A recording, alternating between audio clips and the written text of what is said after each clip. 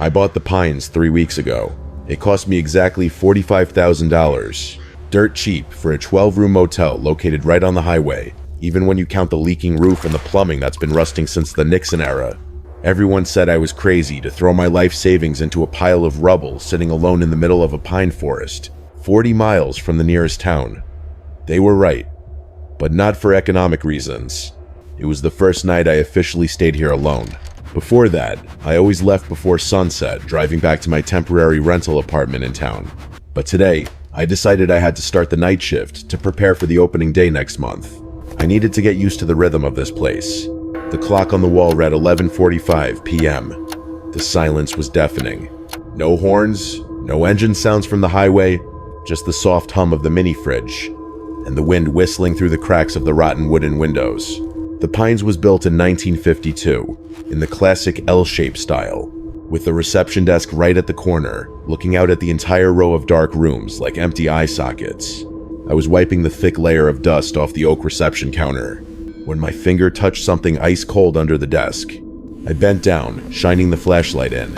It was a thick, black leather-bound notebook, as big as a large laptop. The outer leather was cracked and peeling, emitting a strong smell of mold mixed with something pungent, like old flowers left forgotten in a vase of water for too long. There was no writing on the cover. I opened it. Guest register, The Pines. The yellowed pages were brittle under my fingers. I turned a few pages. The handwriting changed through the decades. The 50 seconds had a flowery cursive style, blue ink. The 80 seconds had large, crude handwriting in ballpoint pen. The last entry was recorded on the 14th of October, 1998. Room 106, John Doe, paid. After that were pure white pages. Strangely white, without a single stain or speck of dust, even though the book had lain here for over 20 years. I placed the book on the counter, feeling goosebumps rise along my arm. There was something about this book that made me uncomfortable. It was too heavy. Heavier than the actual weight of paper and leather. It felt like I was placing a boulder on the reception counter, not a notebook. "You're just tired," I reassured myself, my voice echoing pathetically in the empty reception hall. I took a ballpoint pen from my breast pocket, clipped it between the first blank page, intending to use it as a logbook for myself when the hotel reopened. I turned my back to make a cup of instant coffee. That was when I heard it. A very faint sound. Swish. Like the sound of paper turning. I spun around. The book was still lying there, silently closed. The pen was still clipped in the middle, but somehow my spine went cold. I looked out the front glass door. Outside was only the pitch-black darkness of the pine forest, and the flickering red neon light of the NO vacancy sign that I hadn't fixed yet. I took a deep breath, trying to dispel the feeling of being watched creeping into my mind. I am a healthy 28-year-old man, and I don't believe in ghosts.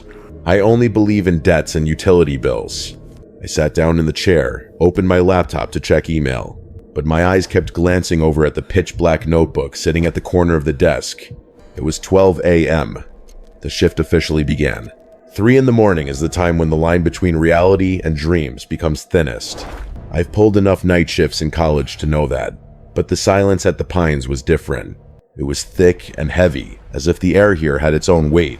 Exactly 3:17 a.m. I remember that number clearly because I had just glanced at the clock on my laptop, wondering if I should brew another packet of coffee. Clang! The doorbell rang out sharply, tearing through the silent night. My heart seized, pounding in my chest. I shot up from the chair, knocking the glass of water onto the floor, my eyes glued to the front door. No one was there. Outside the tempered glass door, the parking lot was still empty. No cars, no people. Just fog drifting lazily near the ground like legless ghosts. I walked quickly out from behind the counter, heading to the front door. The door handle was still locked tight. I had personally bolted it at 10 p.m. "Just the wind," I muttered, knowing full well the wind couldn't ring the brass bell attached above the inner door frame. Or maybe a rat.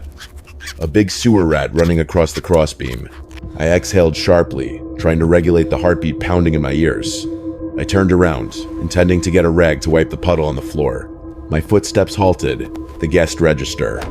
I swore. I was certain to every cell in my body that I had closed it and left the ballpoint pen clipped inside. But now, it was lying wide open on the reception counter. I swallowed hard. throat dry. I approached, step by step, as if the notebook were a sleeping beast that could pounce and bite me at any moment. The white page from before was no longer white. Lying right on the first line, written in neat cursive, sharp enough to look machine printed, was a new line of text.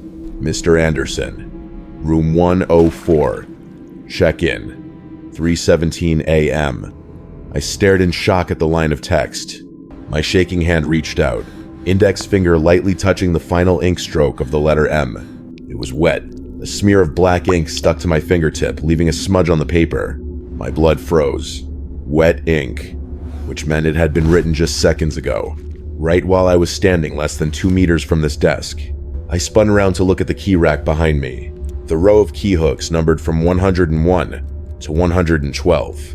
They were all hanging there, rusted and covered in dust, except for one. Hook number 104 was empty. The heavy brass key with the green plastic tag had vanished. I backed away, banging my hip painfully against the desk edge, but dared not take my eyes off the empty space behind the counter. No one was here. I was the only one with a spare key, and it was in my pocket. Suddenly, from deep inside the corridor leading to the guest rooms, I heard another sound. The sound of running water. Loud and distinct. Someone had just turned on the shower in room 104. My reason began screaming, searching for a logical explanation. A drifter. A group of local kids sneaking in to prank the new owner from the city. That must be it. Someone hid in the lobby, waited for me to be distracted to write in the book, steal the key, and sneak into the room. I grabbed the Maglite flashlight, big and heavy as a police baton, that I kept under the counter. The cold feeling of the metal in my palm calmed me down a little. "I know you're in there!" I shouted down the hall, my voice cracking with tension. No answer. Only the sound of rushing water echoing from room 104, steady and emotionless. I glanced at the security camera monitor sitting on the corner of the desk. I had just installed 4 cheap cameras yesterday afternoon. Camera number 2 pointed straight at the corridor in front of the rooms. The screen was full of snow, black and white static dancing, madly accompanied by an annoying hissing sound. The other 3 cameras were working normally, showing the parking lot and back lobby completely empty. Only the camera filming room 104 was broken. This coincidence made my gut wrench. I stepped out of the reception lobby, into the damp night. The air outside was significantly colder than before. The fog was so thick, my flashlight beam only reached about 3 meters ahead, creating a pillar of murky light. The sound of water running from room 104 became clearer. Sounded like someone had the shower turned on full blast. I stopped in front of room 104. The cream paint on the door was peeling, revealing the gray wood underneath. "Open up!" I banged hard on the wooden door. "Or I'll call the police!" Silence. The water inside continued to pour. I clumsily fumbled in my pocket for the master key. My hand shook so much, it took 3 tries to fit the key into the rusty lock. Click. The door swung open. The first thing that hit me wasn't hot steam, but a pungent stench. Cigarette smell. Not the modern aromatic kind, but cheap, acrid, sour tobacco smell. The kind my grandfather used to smoke decades ago. The scent was so thick I expected to see a room full of smoke. I flipped the wall switch. The filament bulb flickered a few times, then lit up, casting a weak, sickly yellow light. The room was empty. The mattress was still covered with an old dust sheet. The floor was full of dust, imprinted with my own shoe prints. No other footprints. But the bathroom door was slightly ajar, and the sound of running water came from there. I gripped the flashlight tight, raised it to shoulder height like a weapon, then kicked the bathroom door open. "Come out!" No one there. The bathtub was empty, but the shower was on. A stream of reddish-brown water, murky like rust mixed with mud, was spraying violently onto the crack-tiled floor, splashing onto my sneakers. I stood, rooted to the spot, staring at the filthy water. If someone had just showered here, steam should have fogged up the mirror, but the mirror above the sink was completely dry, crystal clear, reflecting my face pale with fear. I reached out to turn off the water. The valve was stiff, screeching as if it hadn't been turned in decades. As soon as the water stopped, silence immediately crashed down, weighing heavily on my eardrums. And then I looked down at the sink. Resting neatly on the yellowed white porcelain was a cigarette butt. It was still burning. A thin, gray-blue trail of smoke rose straight up in the still air. I touched my finger near it. The heat from the cigarette radiated onto my skin. Someone was just standing here, right where I am standing, just seconds ago. But how? The room door was locked, no window in the bathroom, and I was blocking the only exit. I should have run away right that night, thrown away the keys, got in the car, and never looked back. But $45,000 was everything I had, and the fear of bankruptcy, of bank foreclosure, was sometimes even scarier than invisible ghosts. I deluded myself that there was some secret passage between the rooms, or an extremely skillful homeless person playing a prank on me. But the following nights shattered that denial. The second night, at 1:42 a.m., the bell rang again. This time, the line appeared. Eleanor Vance, room 109. Check-in, 1:42 a.m. When I ran to room 109, the door was wide open. No one inside, but the heavy old CRT TV in the corner was on, emitting the hiss of static channel at maximum volume. On the bed, the smooth sheet was depressed in a large area, imprinting the shape of a person curling up, and the air was thick with the scent of lavender perfume, sickly sweet, overpowering the moldy smell. Third night, 4:05 a.m. Tommy K, room 102. In room 102, I found a rusty metal toy car lying in the middle of the empty floor. The wheels were still spinning fast, as if just pushed hard by someone. I realized this was not random. There was a rule, an order to this madness. The next morning, with dark circles under my eyes from lack of sleep, I drove into town, heading straight to the Pine County Public Library. I needed answers before I truly went mad. The old librarian looked at me with concern when I asked to review the local newspaper archives. From the 70 seconds and 80 seconds on the microfilm reader, I started with the first name, Mr. Anderson. It took nearly 2 hours of rewinding and fast-forwarding through blurry reels. I found it on page 4 of the Pine County Gazette, issue dated the 15th of November, 1982. A small obituary accompanied by a blurry black and white photo. Edward Anderson, 44, died in a tragic traffic accident on Highway 9, the section passing through the pine forest. My eyes slid down to the detailed police description line. The victim lost control and crashed into a tree at approximately 3:15 a.m. 3:15 a.m. He checked into my hotel at 3:17 a.m. It took only 2 minutes for his soul to travel from the accident scene to my reception desk. I frantically searched for the second name, Eleanor Vance. She died in 1999. Stroke at her home 5 miles from the hotel. Time of death estimated by coroner, approximately 1:40 a.m. My hand shook so much I almost dropped the film reel. Tommy K? A 6-year-old boy missing in the woods in 1975. Body found near the stream behind the hotel. All of them. All the names appearing in that damned book were people who had died in this vicinity, and their check-in time was their time of death. My hotel wasn't just haunted, it was a station, a stopover for souls just departed from their bodies, lost on this desolate highway. I left the library as the afternoon turned to evening. The weak sunlight didn't make me feel any warmer. I had to go back. I had to go back to the Pines, because tonight, I knew a new guest would arrive, and I was morbidly curious. What would happen if I refused to check them in? I returned to the reception desk with the mindset of a death row inmate waiting for execution.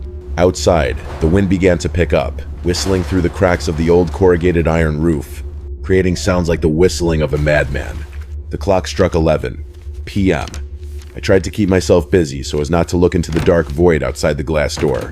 The bottom right drawer of the reception desk always got stuck whenever I tried to open it to get the stapler. Because of the stress, I yanked it with all my might. Crack. The drawer flew open, but the excessive force shattered the thin plywood lining at the bottom. I bent down to pick up the wood scraps and froze.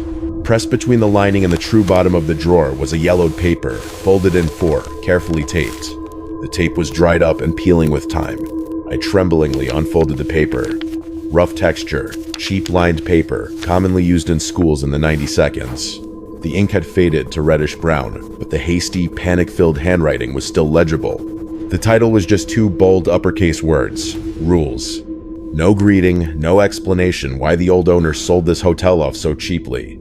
Just a bulleted list. Never look directly at the guest's face. Look at their hands. Look at their shoulders, or look at the floor. If you accidentally look into their eyes, do not blink until they turn away. Always leave the spare key on the counter before 3 a.m. Don't make them wait. They are very impatient. I shuddered, recalling the first night. I didn't do this, and they took it themselves.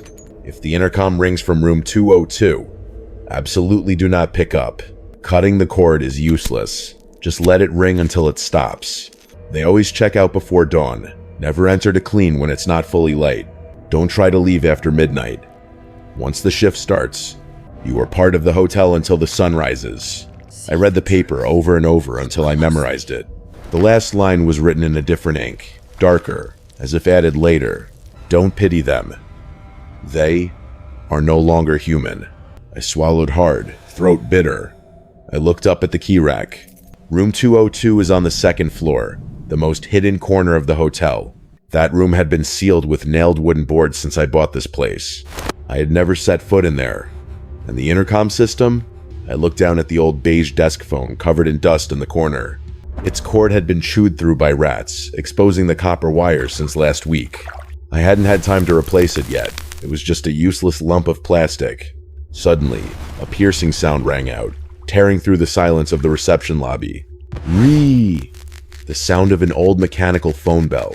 It vibrated violently on the wooden table, strong enough to kick up a cloud of dust. I froze. The phone had no cord. It wasn't connected to anything. I looked at the signal light on the body. A small red light blinked madly, corresponding to the calling room number. Room 202. The phone ring sounded like nothing I had ever heard. It wasn't just sound, it was a physical invasion. Each ringay was sharp as a razor, piercing my eardrums, drilling straight into my skull, making my teeth ache. Rule number 3. Absolutely do not pick up. I screamed internally, hands covering my ears tightly, backing away until my back slammed into the filing cabinet. But the ringing didn't get quieter. On the contrary, it got louder and louder, more frantic, like the scream of a dying wounded beast. The phone vibrated violently, sliding towards the edge of the desk, waiting to fall to the floor. The severed cord swung mockingly in rhythm with the vibration. I couldn't take it anymore. My sanity shattered under the pressure of that torturous sound. I just wanted it to stop. I needed it to stop.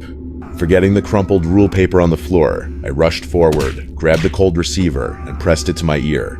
"Hello?" I shouted, voice cracking with panic. The ringing stopped immediately. The sudden silence struck me, making me dizzy. But then, from the other end of the line, where no signal should pass through a severed cord, another sound crept into my ear. Not static, it was chewing. Squish. Crunch. Crunch. The wet, sticky sound of raw flesh being torn, mixed with the dry crunch of cartilage and bone being crushed. It was as clear as if someone were eating dinner right next to my shoulder. Who is it? I whispered, gripping the receiver until my knuckles turned white. I wanted to hang up, but my body was paralyzed. The chewing stopped, replaced by labored, bubbling, breathing, like someone trying to inhale air through a throat full of blood. "Don't look," a raspy voice spoke, sounding like wind whistling through teeth. It wasn't a man's voice, nor a woman's. It was distorted and in extreme pain. Onion, at the ceiling. Then a scream. A piercing, short but terrifying scream, abruptly cut off by a crisp CRCK. The sound of cervical vertebrae breaking. Beep, beep, beep. I threw the receiver down on the desk as if it had just turned into a venomous snake. The phone's plastic casing shattered, flying onto the floor. I stood panting, chest heaving violently, cold sweat drenching the back of my shirt. The smell of rusty copper and rotting meat seemed to still linger around my nose from that receiver. "Don't look at the ceiling." That whispered warning repeated over and over in my head. I was standing right in the middle of the reception lobby. The ceiling above me was the floor of the second story. It was the floor of room 202. And right then, I heard footsteps. Heavy, slow, walking right above my head. The creaking floorboards slid gradually from the position of room 202, moving out to the upper hallway, and stopping right above the top of my head. Then, a drop of water fell. Plip. It landed on the back of my hand. I looked down. It wasn't water, it was a drop of dark, thick red liquid. I wiped my hand hard on my pants, trying to erase the sticky blood cooling on my skin. The strong metallic smell of rust hit my nose, making my stomach churn. I dared not look up at the ceiling. I dared not verify what was dripping down from there. The warning on the phone, whether from hell or from some unfortunate victim, was the only thing I could cling to right now. Click. The footsteps upstairs stopped, but the silence was even scarier. It was like the calm before the storm. My eyes glued to the guest register lying on the desk. It was still open. The white pages seemed to be inviting, hungry for new names. You, I hissed through my teeth, fear shifting into frantic anger. It's you. I grabbed the heavy leather notebook. The feeling of skin touching the cold cover, soft and mushy, like touching dead skin. I rushed to the small wall, safe under the reception counter, where I usually kept petty cash. I threw the book in, slammed the thick iron door shut, spun the dial 3 times. Stay there, I panted, leaning my back against the safe as if to block it. 1 second passed. 2 seconds. Then the whole building started to shake. Not an earthquake. The floor beneath me vibrated violently, as if a giant monster was stirring under the foundation. Dust fell from the ceiling like gray snow, whitening my hair. The glass cups on the shelf clinked together, then simultaneously shattered. Screech. Screech. Screech. A piercing sound rang out from in front of me. I looked up and screamed in horror. On the tempered glass partition between the reception and the lobby, scratches were appearing. They were not coming from the outside. They appeared from inside the glass, as if invisible claws were trying to tear the glass apart from another dimension to escape. The scratches were deep, stark white, shrieking horribly. The ceiling lights flickered incessantly. In that strobe light, I heard a soft click behind me. The safe door popped open automatically. I turned around. The safe was empty. I spun back to the reception desk. The book had been lying there all along, right in its old spot. It flipped open by itself, rustling, pages flapping wildly even in the windless room. Then it stopped. No longer need handwriting, blue or black ink. The page was covered in scrawled, scribbled lines of text, overlapping chaotically, and the ink color was dark red, the color of the liquid that had just fallen on my hand. Mary, RM 105. David, RM 107. Sarah, RM 108. They are coming. They are coming. They are coming. The names no longer had check-in times. They were written frantically, red ink soaking through, staining the back. And then the doorbell rang again. Clang. But this time, the front door didn't open. Instead, I saw the first figure emerge from the dense darkness at the end of the corridor leading to the guest rooms. I held my breath, stiff behind the reception counter, only daring to peek through the gap between the cash register and the fake plant. That figure stood at the intersection between the main lobby and the shadowed corridor. The flickering fluorescent light on the ceiling illuminated a sight that made my stomach churn repeatedly. It was a man, or at least used to be a man. He wore an earth-brown suit, outdated style with wide lapels, characteristic of the 72nds. But the clothes were waterlogged. Not wet from rain, but soaked, heavy, clinging to the skin as if he had just emerged from the bottom of a deep lake. His facial skin was bloated, pale and shiny like melting candle wax. Hair plastered to his forehead, dripping dark water onto the tiled floor. Eyes wide open staring, but no irises, just 2 deep, milky white pits. Drip. Drip. Drip. The dripping sound was the only thing in the lobby, loud and clear, like a countdown clock. He began to move. And that was the most horrible thing. He didn't walk. His knees didn't bend. The 2 shiny black leather shoes just slid across the floor, smooth and fluid in a physically impossible way. He glided towards me. Don't look. Don't look. Don't look. I muttered the mantra from the rule sheet, hurriedly bowing my head, hiding behind the wooden counter.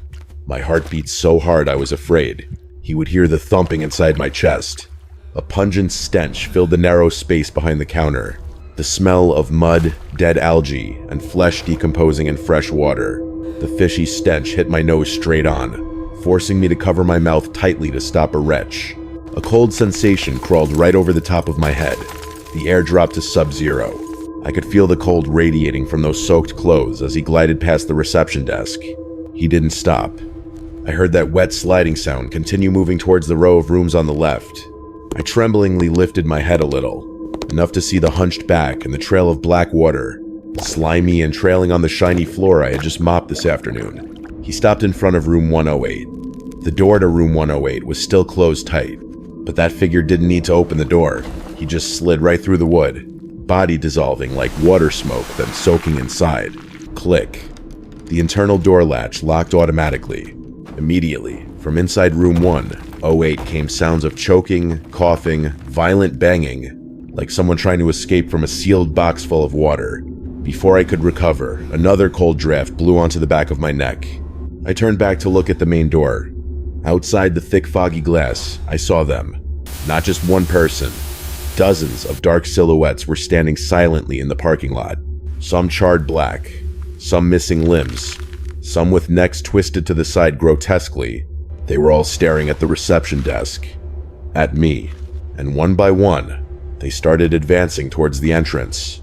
The flame from the Zippo flared up, bright yellow and proud in the darkness. Without hesitating for a second, I thrust the flame right against the edge of the pitch-black notebook, right where the pages were soaked in fresh blood-red ink. "Burn! Die!" I screamed. But the paper didn't burn to ash. As soon as the flame licked the book cover, a terrible sound rang out. Not the crackle of fire catching wood, but the sizzle of raw meat being pressed into a pan of boiling oil. A burning stench rose, the smell of singed hair and cooked flesh shooting straight up my nose, making me cough violently. The notebook hissed. I swear it screamed. A piercing scream, high-pitched like a siren, emitting from the very paper fibers that were contracting. The red ink on the page boiled, splashing onto the desk, onto my hands like drops of scalding hot oil. Boom! The entire hotel's electrical system exploded. Fluorescent bulbs on the ceiling shattered, raining glass down.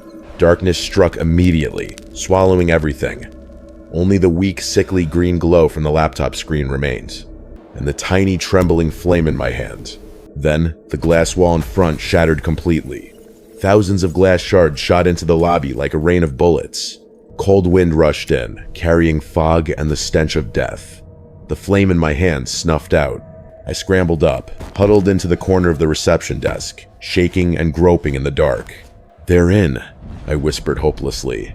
In the jagged lightning flashes of the approaching storm outside, I saw them. A sea of black shadows spilled through the broken door frame. They didn't walk, they crawled, they dragged. They drifted into the reception lobby like a pitch-black flood. Moans echoed everywhere. Crying of children, screaming of the elderly, the crunching of breaking bones, all mixed together creating a symphony of ultimate pain.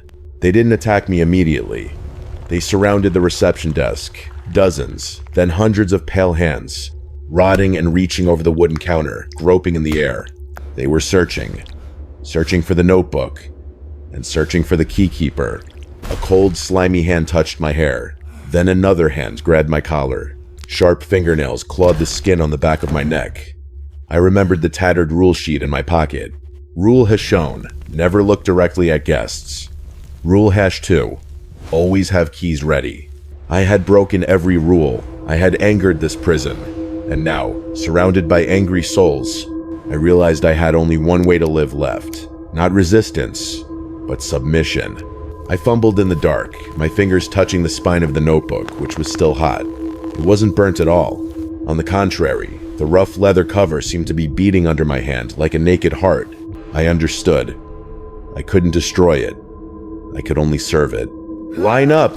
I screamed, voice broken, wild, no longer sounding human. "All of you, line up." The crowd of shadows froze. The hands clutching my neck slowly loosened. The chaotic moans gradually fell silent, replaced by the sound of shuffling feet, wet sliding on the floor full of broken glass. They were backing away. They were forming a long, endless line, stretching from the reception desk out to the foggy parking lot.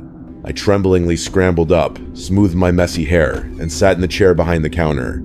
I reached for the ballpoint pen, which had been heated until the plastic began to melt soft. The first guest approached. I kept my face down.